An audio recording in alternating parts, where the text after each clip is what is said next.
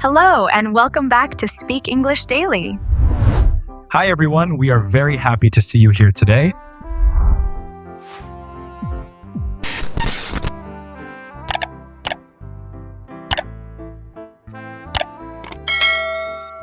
Hey everyone, welcome back to the podcast. Today, we're going to talk about how to make your opinions sound balanced instead of extreme. This is such an important skill because sometimes English learners sound much stronger than they intend to. Yeah, and honestly, even native speakers do this sometimes, especially online. Oh, definitely. The internet is full of dramatic opinions. Every day I see comments like, "This is the best movie ever made," or "Everyone does this," or "That's completely wrong." And when people speak like that all the time, conversations can become stressful very quickly. Right, because real life usually isn't that black and white. Most topics are more complicated than that. I think many English learners use extreme language because it feels easier and more direct. Words like always, never, best, worst, and everyone are simple to remember. That's true, but if you overuse those words, you can sound too emotional or too certain, or even a little aggressive without realizing it. I remember talking with a friend about a TV show once, and he said, "People who watch that show are stupid." Wow, that escalated quickly. I know. And the funny thing is, I don't think he wanted to sound rude. He just wanted to say he personally didn't enjoy the show. There's a huge difference between "I didn't really enjoy it" and "only stupid people watch it." One sounds calm and personal, the other sounds like the beginning of an online argument. And balanced English usually sounds more natural in everyday conversations. Native speakers often soften their opinions without even thinking about it, especially in professional settings. Imagine a coworker says, "Your idea makes no sense." That would feel pretty uncomfortable. But if they say, "I'm not completely convinced yet," it sounds much more respectful. Same meaning, very different feeling. So in this episode, we'll show you how to express opinions in a more thoughtful and natural way. Because sounding balanced in English can make you sound more confident, intelligent, and easier to talk to. You know, one thing I noticed after speaking with more native English speakers is that many of them avoid sounding too certain, even when they have a strong opinion. Yeah, that's very common. In English conversations, people often leave a little space for other opinions, especially during discussions about topics where people usually disagree, like social media. Oh, that's a perfect example. Some people say social media is destroying society, and other people say it's the greatest communication tool ever invented. Personally, I feel like the truth is probably somewhere in the middle. Same here. I tend to think social media can be useful if people use it carefully. See, that sentence already sounds softer and more balanced. Right, because I'm not saying social media is good like it's a universal fact. I'm showing that it's my perspective. And native speakers do this constantly. They use phrases that make opinions sound more open and conversational. Another phrase people use a lot is "it depends." That might be one of the most common English phrases ever. Honestly, yes. Someone asks, "Is working from home better than working in an office?" And a native speaker will probably say, "Well, it depends," because there are advantages and disadvantages to both. I worked from home for almost 2 years, and to some extent, I really enjoyed the freedom. But after a while, I missed being around people. I started feeling isolated. I can relate to that. I enjoy working from home too, but I also think some jobs are easier when teams are physically together. See, this is another important point. Balanced opinions often include contrast. Definitely. Instead of saying something is completely good or completely bad, people often recognize multiple sides of a situation. And I think that makes conversations more relaxed. It does. Extreme opinions can create tension very quickly, especially if the other person disagrees. Imagine someone says living in big cities is terrible. That sounds pretty harsh. But if they say, personally, I feel like city life can become stressful after a while, it sounds much calmer. Also more mature somehow. I agree, and it invites discussion instead of conflict. For me, city life is exciting, but I understand why some people prefer smaller towns. That's one way to look at it. I actually grew up in a small town, so I sometimes miss the slower pace. Really? Yeah, people knew each other, traffic wasn't a nightmare, and life felt less rushed. I can see the appeal of that, although I still think I'd get bored eventually. Fair enough. And notice how neither of us is trying to win this conversation. That's important. In many English-speaking cultures, conversations are often more about exchanging perspectives than proving someone wrong. Which is why softer language matters so much. It helps people feel comfortable sharing their opinions. And when conversations feel comfortable, people usually communicate more naturally and honestly. So now let's get practical, because this is where your English can start sounding much more natural very quickly. Yes, small changes in wording can completely change the feeling of a sentence. And honestly, this is something many intermediate learners struggle with. They learn vocabulary first, but they don't always learn how native speakers soften opinions. Which is why conversations can sometimes sound unintentionally aggressive. So let's play a little game. I'm ready. I'll say something in a very extreme way, and you'll make it sound more balanced. This should be interesting. Okay, that movie was terrible. I'd probably say it wasn't really my kind of movie. See, that sounds so much smoother. Because it focuses on personal taste instead of presenting the opinion like an objective fact. Here's another one. This phone is useless. I'm not completely satisfied with it. Much better. Also more realistic. Most things aren't completely amazing or completely useless. True, sometimes people only dislike one or two features. Right, and balanced language leaves room for nuance. Okay, next one. He's wrong. I'm not sure I completely agree. That's such an important phrase in English discussions, especially at work or in professional situations. Imagine saying to your manager, "You're wrong." Risky decision. Very risky. But saying, "I see your point, but I'm not sure I completely agree," sounds respectful and cooperative. Another useful trick is using words like kind of or fairly. Yes, native speakers use those constantly. For example, instead of saying the test was difficult, you could say the test was kind of difficult. Or fairly difficult. Both sound softer. And more conversational, too. I think learners sometimes avoid these words because they seem small or unimportant. But these tiny words actually make English sound more human. That's such a good way to describe it. Here's another example. Instead of saying, "This restaurant is bad," you could say, "The food was relatively disappointing." That sounds much more thoughtful. And it avoids sounding dramatic. Which is funny because dramatic language is everywhere online now. Seriously, people don't just dislike a movie anymore. They say it ruined cinema forever. Or they buy one bad sandwich and suddenly the restaurant is the worst place in human history. The internet has made everyone sound like a movie critic having a breakdown. And if English learners copy that style too much, they can sound unnatural in real conversations.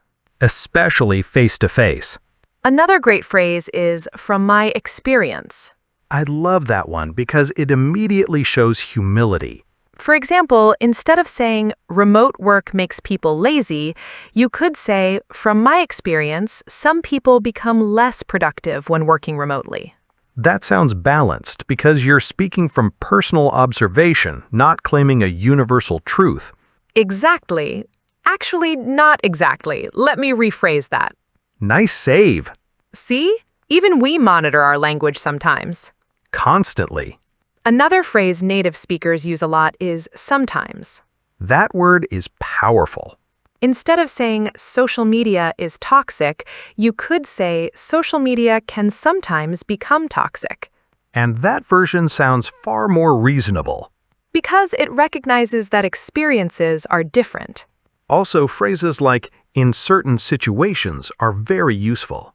Like, working from home is helpful in certain situations. Or strict rules are necessary in certain situations.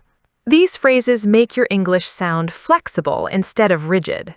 And flexible speakers usually sound more confident. You know what's interesting? People often think strong language sounds confident. But in many English conversations, calm and balanced language sounds more intelligent. And now we want to ask you guys something. Do you think people sound too extreme online these days? What phrases do you hear all the time? Tell us in the comments section because we'd really love to read your answers. I'm sure we're going to see some funny examples. Probably very dramatic ones. Definitely. You know, I think one of the best ways to practice balanced English is through real discussions. Definitely, because in real life, people rarely agree on everything. And honestly, conversations become much more interesting when both people can see multiple sides of an issue. So let's try a few everyday debate topics. Let's start with an easy one. Social media. Good or bad? I think social media has connected people in amazing ways. That may be true, although I also think it creates a lot of anxiety for people. Yeah, I can understand why people think that, especially teenagers. Sometimes it feels like people are constantly comparing their lives to everyone else online. That's a real problem. At the same time, social media can also help people learn new skills or build communities. I agree with that to some extent. I've learned useful things online too. Same here. I probably wouldn't have discovered half my hobbies without the internet. Really? Like what? Cooking videos, photography channels, travel content, that kind of thing. See, that's the interesting part. People often describe social media as either completely terrible or completely amazing. When realistically, it's probably both helpful and harmful depending on how people use it.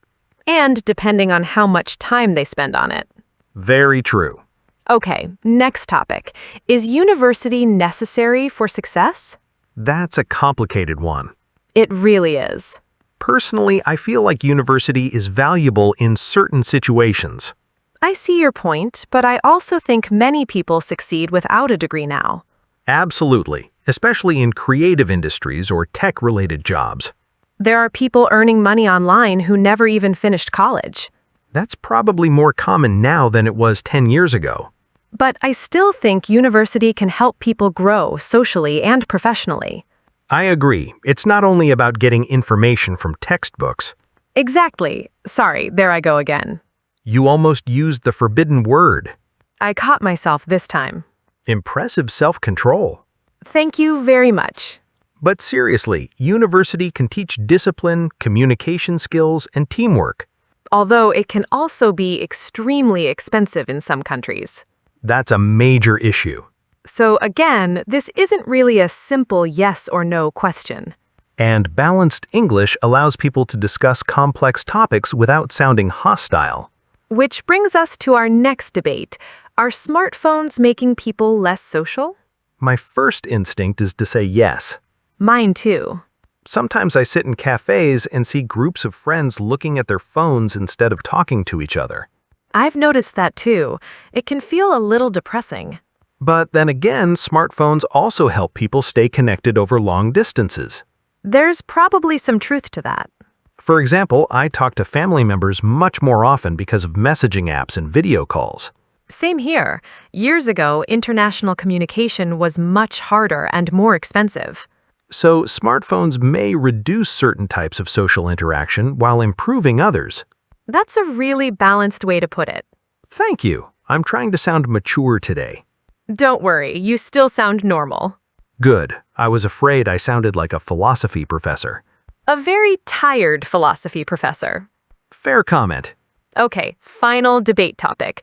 Is remote work better than office work? I think remote work gives people more freedom and flexibility. I can understand why people think that. Not commuting every day sounds wonderful. It really is wonderful. But I also think some people become lonely working from home all the time. That may be true, although personality probably matters a lot. Definitely. Introverts and extroverts may experience remote work very differently. Also, some jobs simply work better in person. Especially jobs that require fast communication or teamwork. On the other hand, many employees say they feel less stressed at home. Probably because they avoid traffic and office distractions. And maybe office politics, too. That's another conversation entirely. That's a dangerous conversation. Very dangerous. You know, what I like about these discussions is that neither of us is trying to destroy the other person's opinion. Right, we're listening, adjusting, partially agreeing, and adding new perspectives. Which is a huge part of sounding natural in English conversations. Balanced communication is often less about proving a point and more about keeping the conversation open. And honestly, those are usually the conversations people enjoy the most. You know, after teaching English for a while, I've noticed that many learners make the same mistakes when expressing opinions. Yeah, and most of the time the grammar is fine. The problem is usually the tone. That's such an important point. A sentence can be grammatically correct and still sound unnatural. One of the biggest examples is overusing words like always and never. Oh, yes, learners love those words. People never listen. Teachers are always strict. Movies are never realistic. Meanwhile, real life is usually much more mixed than that. Native speakers tend to avoid making huge universal statements unless they're joking or being dramatic on purpose. And honestly, social media has made dramatic language even more common. Completely. People online talk like every minor inconvenience is a historical tragedy. I saw a review recently that said, "This restaurant destroyed my life." That must have been one terrible sandwich. Apparently, the fries were cold. Recovery may take years. Thoughts and prayers for the fries. Thank you. This is a difficult time. But seriously, English learners sometimes copy this exaggerated style because they hear it online so often. Which can sound strange in normal conversation. Imagine meeting someone for the first time and saying, "Everybody hates Mondays." First of all, not everybody hates Mondays. Some people actually enjoy their jobs. Very suspicious people. Extremely suspicious. Another common habit is saying I 100% agree all the time. Yes, people either fully agree or completely disagree. There's nothing in the middle. But natural conversations usually involve partial agreement. Like, "I agree to some extent," or "I can see why you feel that way." Those phrases sound much more conversational and thoughtful. Also, learners sometimes sound too direct without realizing it. Especially when translating directly from their native language. For example, saying "you are wrong" can sound pretty strong in English. A softer version could be, I'm not totally convinced, or I see it a bit differently. And those small adjustments make conversations smoother. Another dramatic phrase I see online all the time is, no one understands me. Which is usually written by someone with 12,000 followers and 300 comments. Clearly nobody understands them. Truly isolated. The internet has turned ordinary emotions into movie scenes. Honestly, yes. Someone misses one bus and suddenly they're writing, "Everything in my life is falling apart." Meanwhile, the bus arrives again 15 minutes later. The good news is that balanced English is easier than people think. You don't need complicated vocabulary. You just need to sound a little less absolute. Words like sometimes, probably, fairly, and, in my opinion, can make a huge difference. And they help you sound calmer, more natural, and more fluent. Which is probably why balanced speakers are often easier and more enjoyable to talk to. So before we finish today's episode, let's practice a few realistic situations where balanced language can really help. Because this skill becomes most useful during actual conversations. Especially conversations where people have different opinions. Which is basically all conversations. Very true. Okay, let's imagine we're coworkers talking during lunch. Sounds good. Our company should make everyone work in the office again. Remote work is terrible. I can see both sides. Working from home can sometimes reduce communication problems, but many people are more productive at home. That response sounds calm and professional. And it keeps the conversation open instead of creating conflict. Here's another workplace example. This new system makes no sense. I wouldn't say that exactly. I think the system still has some problems, but maybe the company is trying to simplify things. That's much safer than attacking the idea directly. Especially in meetings. Yes, nobody wants to become famous for arguing aggressively in front of coworkers. Unless your dream is to become that person in the office. The person everyone avoids near the coffee machine. A tragic career path. Very tragic. Okay, next situation. Family dinner conversations. Those can become dangerous very quickly. Especially discussing politics, education, or life choices. Imagine someone says, young people spend too much time on their phones. A classic family dinner topic. I might respond with, that may be true in some cases, although phones are also part of modern work and communication now. Nice. Calm, balanced, and respectful. Because arguing emotionally with relatives rarely ends well. Usually someone leaves the table angry while another person suddenly starts washing dishes aggressively. The silent, angry dishwashing technique. A universal human behavior. Here's another one. University is a waste of time. I'd probably say it's a bit more complicated than that. Some careers definitely benefit from higher education. That phrase is so useful. It's a bit more complicated than that.